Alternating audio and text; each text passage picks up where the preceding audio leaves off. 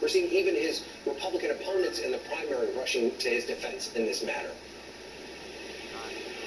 Well, what we've seen is at every turn, each setback that former President Trump has taken in the legal system, it's actually helped him politically.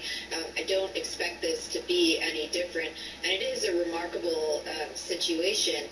You know, it's been a generation since 2000 that the United States Supreme Court has essentially had to come in and settle an election, and that is what we're facing.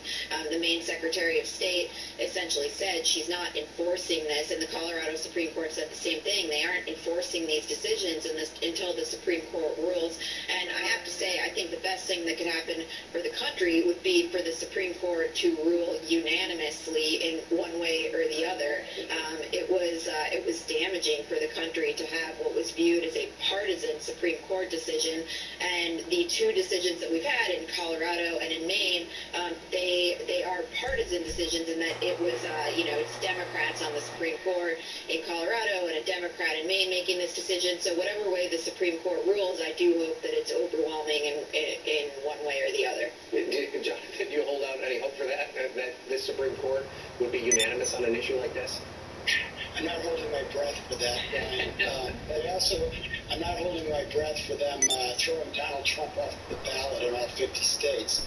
It's highly unlikely that they'll decide to do that. They have a few escape ramps. There's some precedents that suggest you need something called enabling legislation by the U.S. Congress in order to apply Section 3 of the 14th Amendment. So they could use that, and there's some other ways for them to kind of not decide to throw them off the ballot. But they're also under some real time pressure. On Super Tuesday, which is March 5th, 17 states are holding Republican primaries, and it's not likely right now that they're going to have time. They need about 45 days to print their ballots.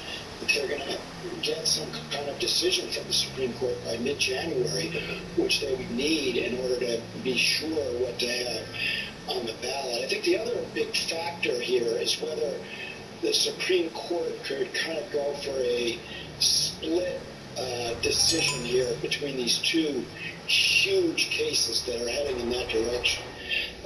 One is the ballot question, and the other is whether Donald Trump should be immune from prosecution in the Jack Smith, what's sometimes now being called the Trump coup trial. He's scheduled to go on trial in March for trying to overthrow the government.